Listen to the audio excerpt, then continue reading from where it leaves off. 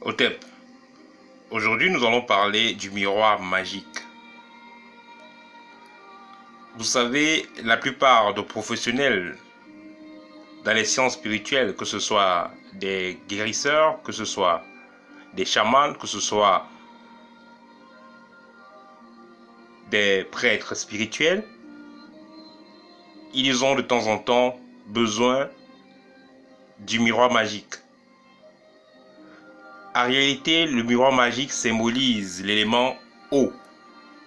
Et vous savez, pour accomplir certains rituels, le professionnel de la chose a besoin de faire appel aux 4 éléments, à savoir l'élément feu qui sera symbolisé dans certains cas par une bougie, l'élément terre qui sera symbolisé par la terre même, l'élément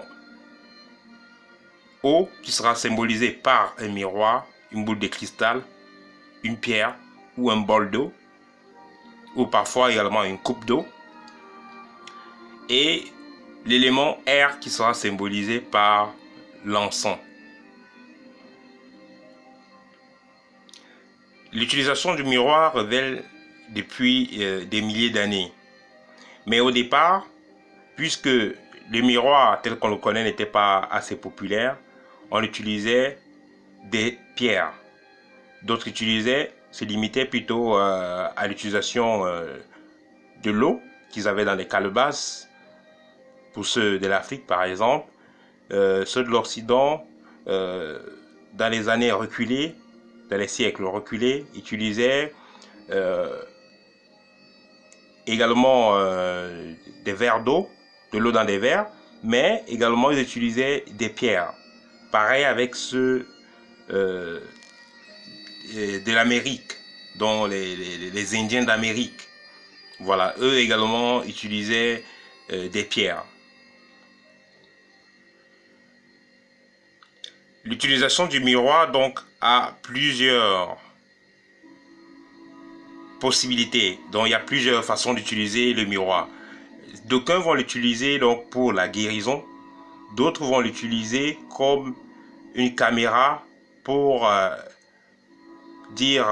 instrument de voyance. Donc en utilisant donc un miroir consacré et préparé, ce miroir va servir donc pour pouvoir contacter l'au-delà. Ce miroir servira pour pouvoir voir ce qui se passe de l'autre côté. Vous savez, il arrive parfois que le guérisseur se trouve avec un patient qui soit difficile à traiter. Et s'il soupçonne donc que cette maladie est une maladie qui n'est pas naturelle, il peut donc faire usage de son miroir qu'il a eu à préparer, ou alors de l'eau qu'il a mis peut-être dans une cuvette ou dans une calebasse pour pouvoir donc invoquer ses ancêtres ou alors invoquer certaines entités et demander leurs conseils, leur inspiration ou alors demander tout simplement leur aide afin de pouvoir résoudre le problème qui se pose.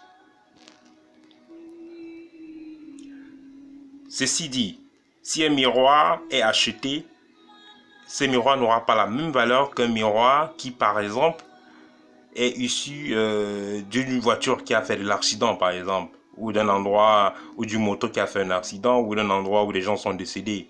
Ces miroirs n'auront pas le même,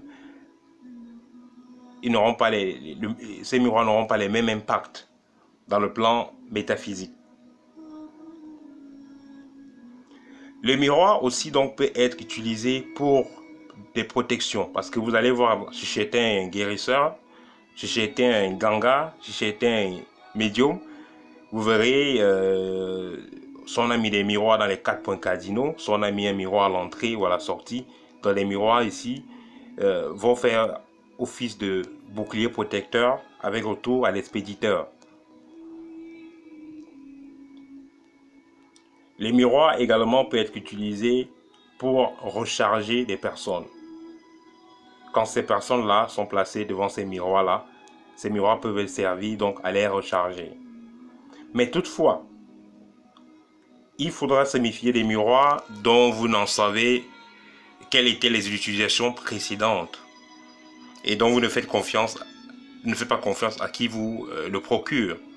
C'est pourquoi il est mieux, si vous avez besoin d'un miroir, d'aller en acheter dans une boutique. Tout simplement, vous allez dans un magasin où on vend des miroirs, des objets de décoration, peut-être pour chambre ou pour maison. Voilà, vous achetez votre miroir et vous pouvez en faire usage.